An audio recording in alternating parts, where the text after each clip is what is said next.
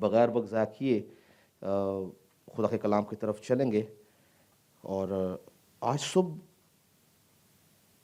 جو بات ہم دیکھیں گے اور سیکھیں گے وہ ہم دیکھیں گے کہ ہم خدا کو کیا دیتے ہیں اور کس طرح دیتے ہیں اور کیا دے سکتے ہیں. اور آج کا جو میں نے روح القدس کی رہنمائی سے جو مضمون میں نے چنا وہ تھا بیوہ کا نذرانہ. ٹھیک ہے، دی وڈوز آفرنگ.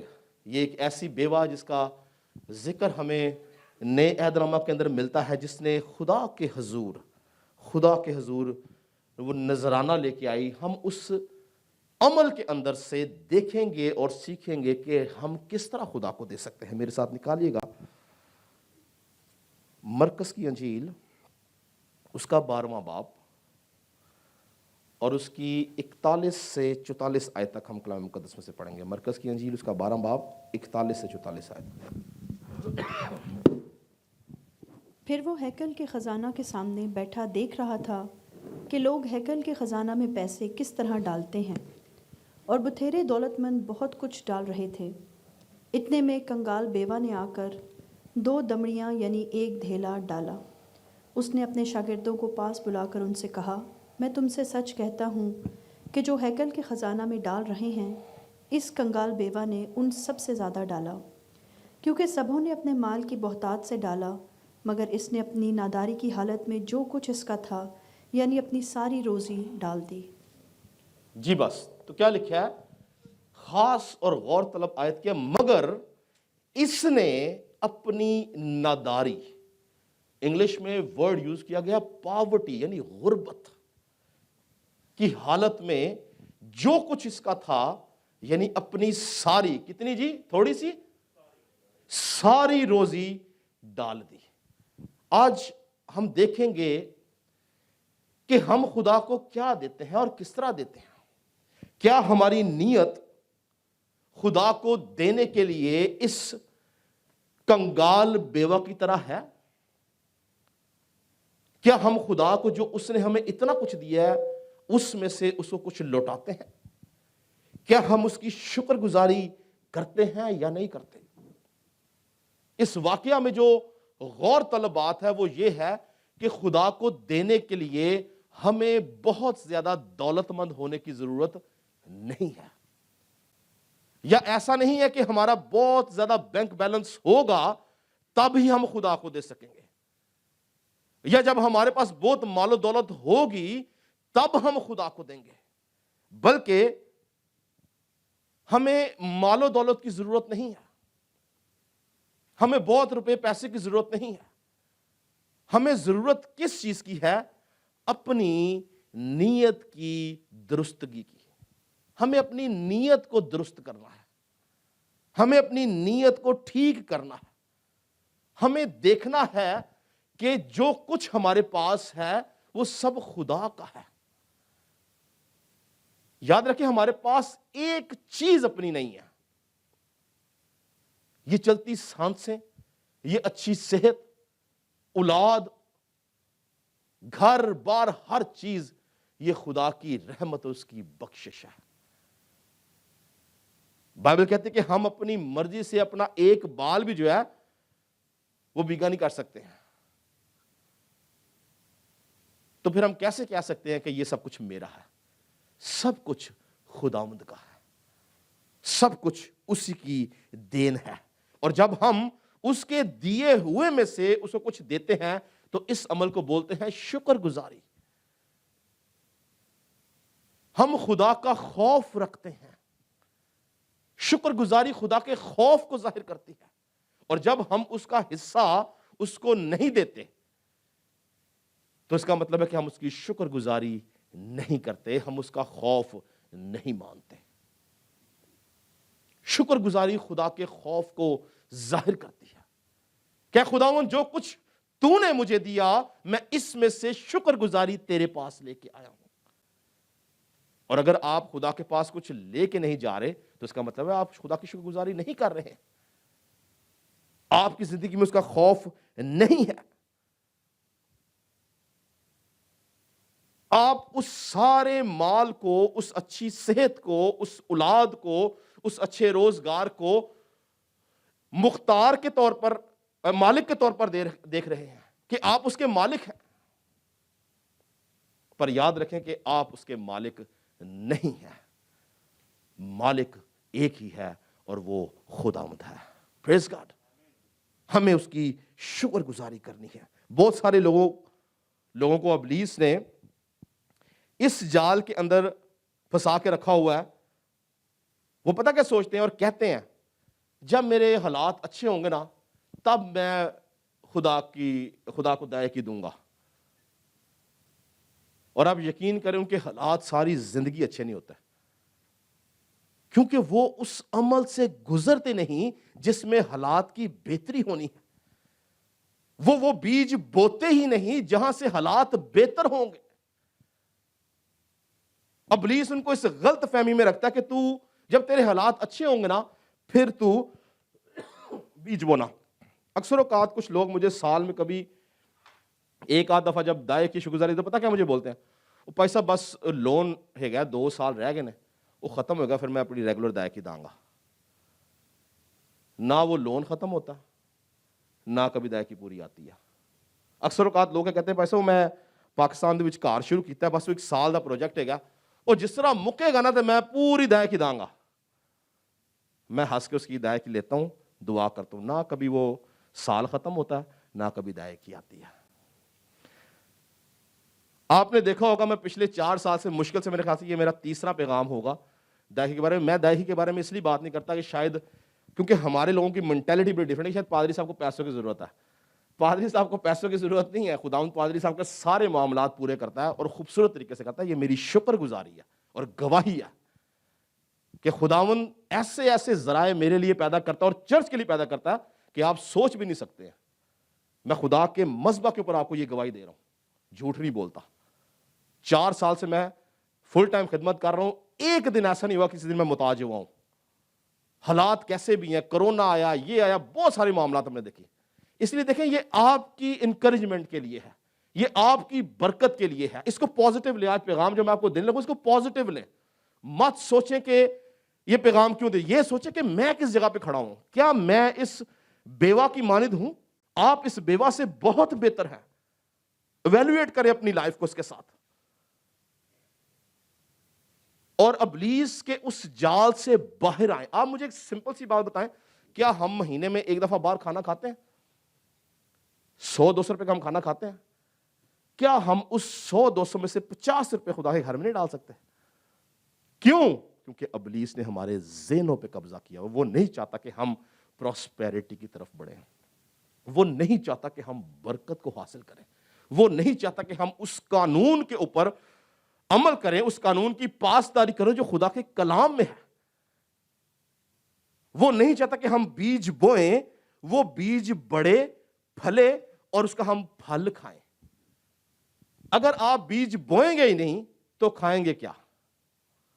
اور ابلیس بہت سے لوگوں کو ساری زندگی اس بات کے اندر پھنسا کے رکھتا ہے کہ جب میرے حالات اچھے ہوں گے تب میں دائیں کی یا شکر گزاری دوں گا۔ مگر اس عورت کو دیکھیں کہ لکھا ہے کہ اس نے اپنی ناداری کی حالت میں، اس کی جیب میں کوئی بہت زیادہ لمبے چوڑے پیسے نہیں ہیں، کوئی لمبی چوڑی سیلری نہیں ہے، کوئی اس کا بینک اکاؤنٹ نہیں، لکھا ہے اس نے اپنی ناداری یعنی غربت کی حالت میں جو کچھ اس کا تھا یعنی اپنی ساری روزی ڈال دی۔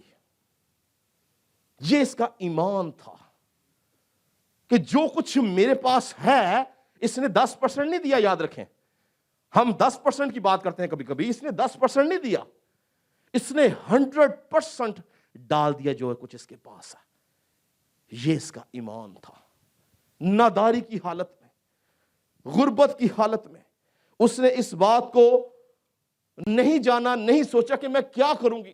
ممکن ہے کہ یہ روزی اس کے 3 وقت کا کھانا ہو، اس کے پاس جو 2 دمڑیاں 1 دھیلا تھا، اس زمانہ کے اندر ایک مزدور کی 1 دن کی مزدوری یہ تھی۔ اس نے اپنی پوری دن کی مزدوری ہدیے کی تھیلی میں ڈال دی، بغیر یہ سوچے کہ میں کیا کروں گی، بغیر یہ سوچے کہ میں کس طرح کھاؤں گی، بغیر یہ سوچے کہ میں اپنا گزارا کیسے کروں گی، اس نے اپنے ایمان کا اظہار کیسے کیا کہ جو کچھ اس کے پاس تھا اپنی ساری روزی اٹھا کر ہدیے کی تھیلی میں ڈال دی۔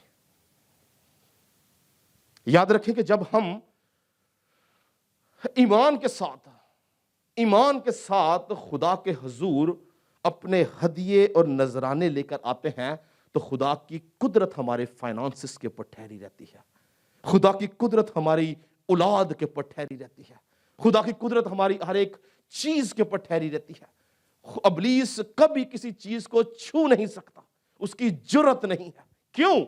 کیونکہ آپ نے بیج بونے کے وسیلہ سے خدا کے ساتھ کووننٹ باندھ لیا ہے، اور وہ کووننٹ کیا ہے؟ خداوند تو میری چیزوں کا محافظ ہے۔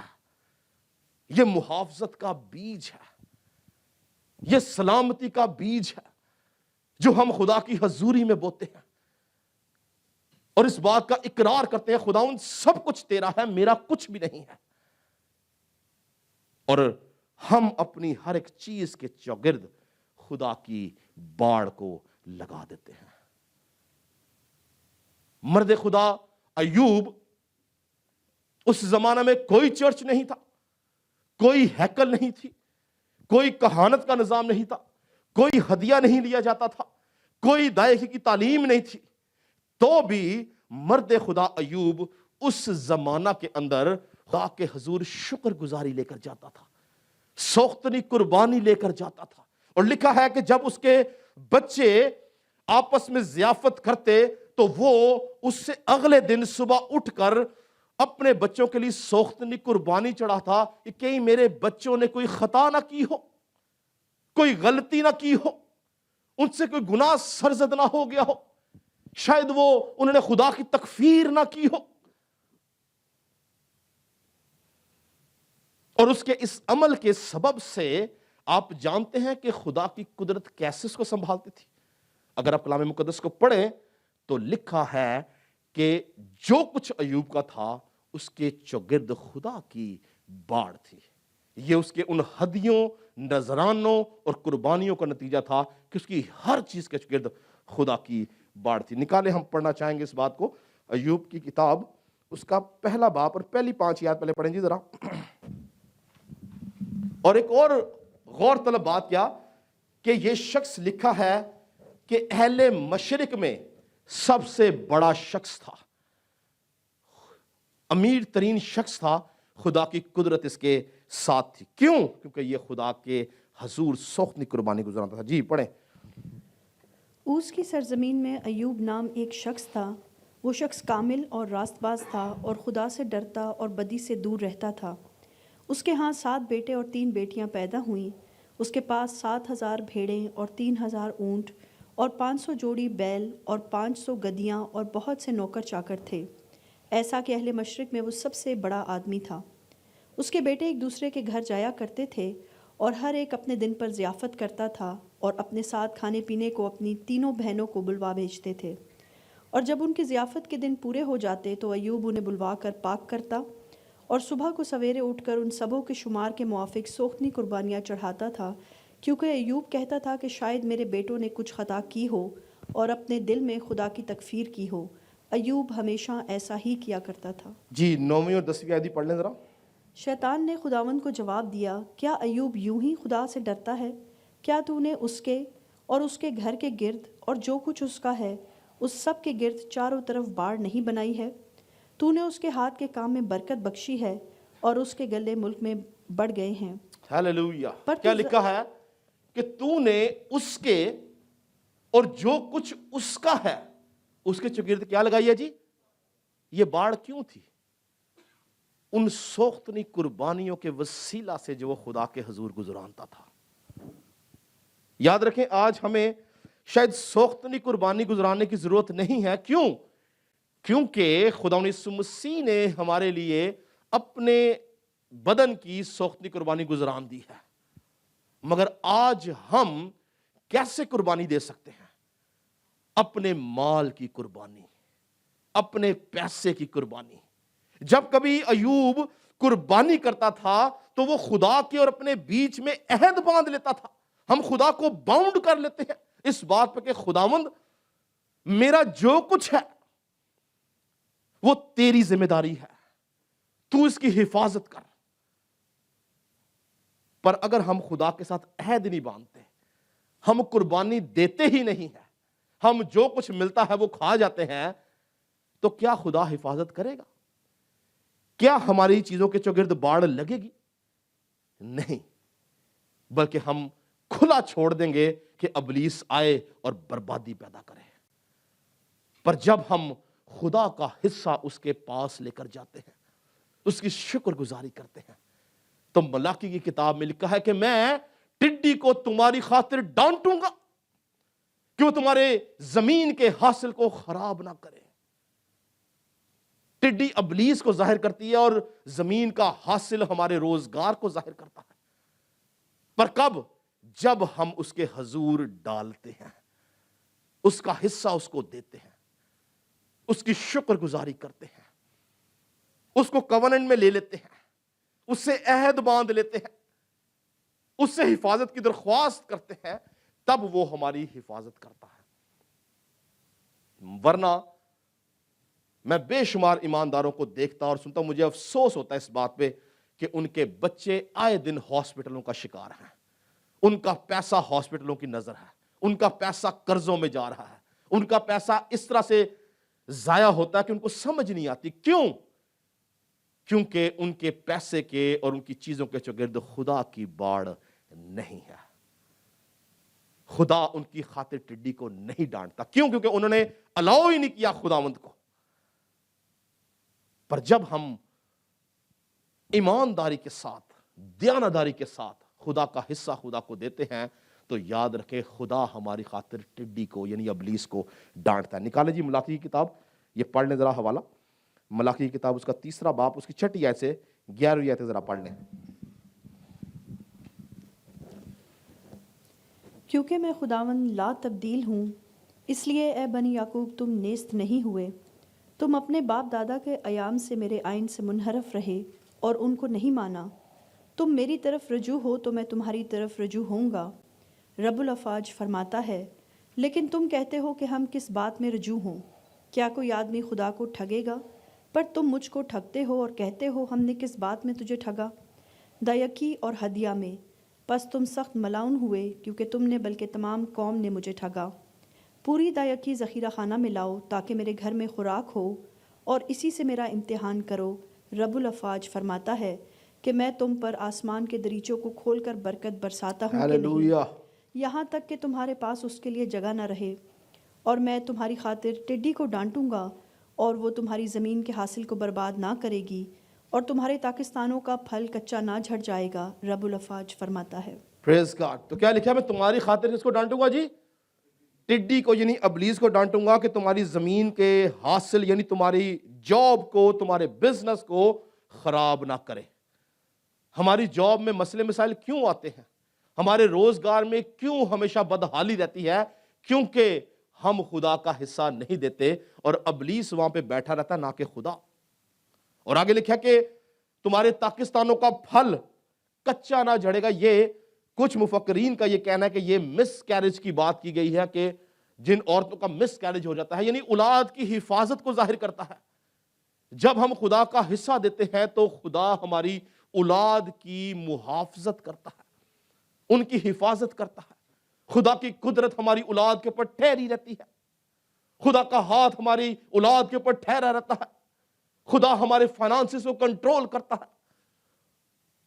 وہ آل دا وے ہم نہیں جانتے ہماری کیا ضرورت ہے, وہ ہمارے لیے ارینجمنٹس کرتا ہے.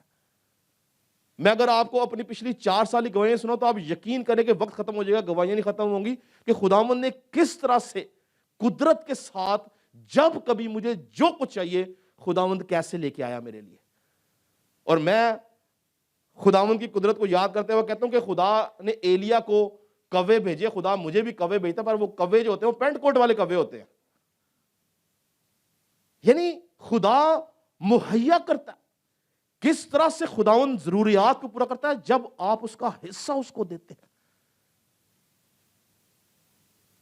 ہماری اولاد کے اوپر اس کی نگاہ رہتی ہے، وہ ہمیں سنبھالنے کی قدرت رکھتا ہے۔ آپ میں سے بہت سارے لوگ شاید یہ سوچتے ہوں گے ابھی کہ یار نہ میں دائیں کی دیتا ہوں نہ میں ہدیہ دیتا ہوں، پھر بھی میرا تو کام کاج ٹھیک ہے اور میری اولاد بھی ٹھیک ہے۔ یہ آپ کی غلط فہمی ہے۔ آپ غور کریں، ممکن ہے کہ آپ کی اولاد غلط راہوں پر چل رہی ہے، ممکن ہے کہ آپ کی ازدواجی زندگی میں پرابلم ہے، ممکن ہے کہ آپ کی اولاد ہمیشہ بیمار رہتی ہے، ممکن ہے کہ آپ 16 سال سے قرضے میں ہیں، ممکن ہے کہ آپ کے خاندان میں طلاق کی لعنت چل رہی ہے، ممکن ہے کہ آپ کے بیوی بچے بدرو گرفتہ ہیں، ممکن ہے کوئی ایسی باتیں ہیں جو آپ کو سمجھ نہیں آ رہی میں کیسے اس کا حل نکالوں۔ کیوں؟ کیونکہ آپ نے ابلیس کو کھلی اجازت دی ہے کہ وہ آ کے آپ کی اولاد کو خراب کرے۔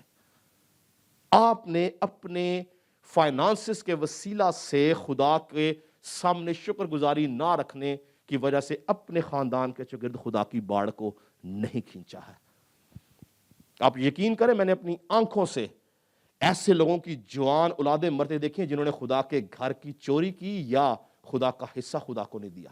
میں نے ایسے لوگوں کو اپنی آنکھوں سے دیکھا ہے جنہوں نے پوری پوری زندگی محنت کر کے گھر بنائے اور کسی نے آ کے ان کا گھر ان سے چھین لیا۔ کیوں؟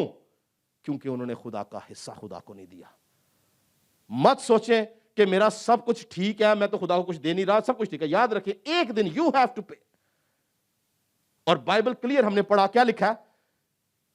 کہ تم ملعون ٹھہرے، یعنی لعنت کے اندر ہم چلتے جاتے ہیں جب ہم خدا کا حصہ خدا کو نہیں دیتے ہیں۔ شاید ابھی آپ خوشحال ہیں، آپ کو فیل نہیں ہو رہا، آل آف سڈن ایک ایسا ڈیزاسٹر آپ کی لائف میں آئے گا کہ آپ پریشان ہو کہ میرے ساتھ ہوا کیا ہے۔ کیوں؟ کیونکہ آپ نے خدا کی پروٹیکشن کو کلیم نہیں کیا۔ اس لیے ابلیس، یاد رکھیں، ابلیس بڑی ہوشیاری سے ہمارے ذہن پہ قبضہ کرتا ہے۔ یار چل رہا ہے بس ٹھیک ہے، کوئی بات نہیں، چرچ کو ضرورت نہیں ہے۔ یہ چرچ کی ضرورت کی بات نہیں، یہ آپ کی پروٹیکشن کی بات ہے۔ چرچ کو خدا اپنی قدرت سے سنبھالتا ہے، یاد رکھیں، یہ اس کا گھر ہے۔ آپ دیکھیں ہم انسان ہوتے ہوئے اپنے گھر کو کتنے بہترین طریقے سے چلاتے ہیں، تو دیکھیں جو مالک ہے وہ اپنے گھر کو نہیں چلائے گا۔ ہی نوز ویری ویل کہ اس نے کس طرح کب کیسے اپنے گھر کی ضروریات کو پورا کرنا ہے۔ یہ آپ کی بلیسنگ ہے۔ آپ نے اپنا بیج ڈالنا ہے، آپ نے اپنی پروٹیکشن کو کلیم کرنا ہے، آپ نے اپنی چیزوں کے چوگرد خدا کی باڑ کو کھینچنا ہے، آپ نے شکر گزاری کرنی ہے۔ اور اگر آپ یہ کام نہیں کرتے تو یاد رکھیں کہ آپ ابلیس کے ہاتھ سے دکھ اٹھاتے ہیں۔ ابلیس ہمارے ذہن میں لگاتا ہے کچھ نہیں ہوتا، ایسا کچھ نہیں ہے، ضرورت نہیں ہے۔ لیکن یاد رکھیں کہ ضرورت ہے، ضرورت ہے۔ میں آپ کو بتایا، میں نے اپنی آنکھوں سے لوگوں کوئی ہلاکتوں کو دیکھا ہے جب انہوں نے خدا کے حصہ کو نہیں دیا۔ سارپت کی جو بیوہ تھی، اس نے کتنی مٹھیاں خدا کی نظر کی تھی؟ 10 20 30 40 کتنی مٹھیاں دی تھی جی؟ ایک اور آخری مٹھی اس نے خدا کی نظر کر دی۔ تو بائبل پتہ کیا بیان کرتی ہے؟ کہ جتنی دیر خشک سالی رہی، 3 لوگ کثرت کے ساتھ کھاتے رہے، وہ بیوہ، اس کا بیٹا اور مرد خدا ایلیا۔ یاد رکھیں یہ پیسوں کا میٹر نہیں ہے۔ میں نے پہلی بات کیا بولی کہ اس بات میں ہم نے سیکھنا یہ نہیں کہ یہ پیسے کا معاملہ نہیں ہے کہ جی میں بڑی دولت خدا کو دوں گا تو میں مقبول ٹھہروں گا۔ اس نے 1 مٹھی دی ہے، بیوہ نے صرف 2 دمڑیاں دی ہیں۔ ممکن ہے کہ آپ ہر مہینے آپ 50 درم خدا کے حضور ڈالیں، خداوند یہ میرے خاندان کی اور میرے روزگار کی پروٹیکشن کا بیج میں بو رہا ہوں۔ یہاں پیسے کی بات نہیں میں کر رہا، یہاں میں آپ کی نیت کی بات کر رہا ہوں۔ آپ کی نیت کیا ہے خدا کے لیے؟ خدا کو پیسے کی ضرورت نہیں ہے، خدا آپ کی نیت کو دیکھتا ہے۔ میری والدہ، ہم چھوٹے چھوٹے تھے، میرے والد صاحب لاہور گئے ہوئے کسی کام سے، اور یو پی چرچ راولپنڈی میں ایک کنونشن تھی، میری والدہ کو پتا چلا, انہوں نے ہم سب کو لیا, ہم کنونشن پہ چلے گئے. کنونشن ختم ہونے سے پہلے ہدیے کا گیت آیا تو خدا کا پاک اور میری والدہ کو کہتا ہے تیرے پرس میں جتنے پیسے سارے ڈال دے, یہ نہیں کرایہ بھی ڈال دے. اب میری والدہ پریشان ہوگی کہ میں کرایہ بھی ڈال دوں, میں بچوں کے ساتھ جاؤں گی کس طرح. خیر کشمکش ہے, میری والدہ بتاتی کشمکش کہ میں کیسے کیا کروں. خدا کا پاک روح کہہ رہا ہے سب پورا پرس خالی کر دے. وہ پریشان ہے میں کیا کروں. خیر میری جو والدہ تھی وہ ایمان کی بڑی مضبوط عورت تھی, انہوں نے ایمان کے ساتھ خدا کی بات کو سنا اور پرس میں جو کچھ تھا, ایون جو ٹھیپے ہوتے ٹھیپے بھی نکال کے ڈال دیے. اب ایک جگہ پہ ایمان پہ کھڑی ہیں, ایک جگہ ذہنی طور سے پریشان ہے, میرے 8 بچے ہیں, ان کو میں نے گھر کیسے لے کے جانا, کسی کو بولوں گی شرم کی بات ہے. وہ چرچ سے یو پی چرچ سے باہر نکلی ہیں, اسی ذہن میں پریشان ہے میں کیا کروں اب. اور وہ فاصلہ بھی اتنا تھا جتنا یہاں سمجھ لیں کہ الملا پلازا, بلکہ اس سے بھی زیادہ ہوگا شاید. پریشان کھڑی ہیں اور ایک ٹیکسی والا یوں آگے کھڑا ہوا, وہ ہمارے علاقے کا ٹیکسی والا تھا. تو کہتا ہے اسلام باجی. تو میری والدہ نے کہا جی اسلام, آپ نے جانا تو آ جائیں. میری والدہ نے کہا میں نے جانا تھا پر میرے پاس پیسے کوئی نہیں ہے. وہ کہتا چھوڑیں باجی پیسے کس نے, یہاں بیٹھے ہیں گاڑی کے اندر. اس نے ہمیں گھر جا کے اتارا. اب وہ جو پیسے میری والدہ نے ڈالے تھے اس کے اندر اگلے 1 ہفتے کے راشن کے پیسے تھے, کیونکہ میرے والد صاحب لاہور تھے. ہم گھر گئے, میری والدہ نے جا کے جب تالا کھولا تو ڈائننگ ٹیبل کے اوپر پورا سامان پڑا ہوا. میری والدہ وہاں بیٹھ کے رونی شروع ہوگی کہ یہ کیا ہوا, چابی میرے پاس ہے, خاوند میرا لاہور کیا ہوا, یہ سامان کہاں سے آسمان سے آ گیا. سوچنے والی بات نا, پریشان ہوگی کیا ہوا یہ. تھوڑی دیر بعد دروازہ ناک ہوا, میرے والد صاحب انٹر ہوئے. اس نے بولا کدھر گئے تھے تم لوگ. انہوں نے کہا ہم تو کنونشن پہ تھے. انہوں نے کہا میرا کام 1 ہفتہ پہلے ختم ہو گیا تو میں آیا, تم لوگ گھر پہ نہیں تھے, میں نے دیکھا سامان ہے تو میں نے آ کے پورا سامان جو ہے وہ واپس ڈال دیا. پریز گاڈ, خدا اس کی ضرورت سے واقف تھا اور خدا نے جو کچھ, اب دیکھیں یہ ایمان کا بیج تھا, اگر وہ نہ ڈالتی تو شاید وہ برکت جو خدا نے رکھی تھی وہ نہ لے سکتی. ہم نہیں جانتے کہ جو خدا ہمیں کہہ رہا ہے ہمیں اس کے عوض کیا برکت ملے گی. اس کی فکر کیا تھی, میری ماں کی فکر کیا تھی کہ میں واپس کیسے جاؤں گی اور گھر کا راشن کیسے ڈلے گا. خدا کی قدرت نے ان دونوں باتوں کو اپنے زور بازو سے سنبھالا. پریز گاڈ, زوردار تعلیم خدا کی جلال کے جائیں گے, کیونکہ ہم اس بات پر ایمان رکھتے ہیں کہ ہم انسان ہیں اور انسانی طور سے سوچتے ہیں, لیکن خدا جو ہے وہ جب ہم سے کوئی بات کہتا ہے وہ پہلے سے انتظام کر کے رکھتا ہے. اسی لیے یاد رکھیں کہ پھر بولوں گا یہ پیسے کا معاملہ نہیں ہے, یہ آپ کی نیت کا معاملہ ہے. شاید آپ کے پاس جیب میں جو پیسے پڑے ہیں وہ کسی قیمتی کام کے لیے ہوں, یا آپ کے بینک میں جو پیسے پڑے وہ کسی بڑے ضروری کام کے لیے ہوں. اس کو ایمان کے ساتھ اس سارپت کی بیوہ کی طرح آخری مٹھی کے طور پر خدا کی نظر کر دیں. ایمان کا بیج بوئے.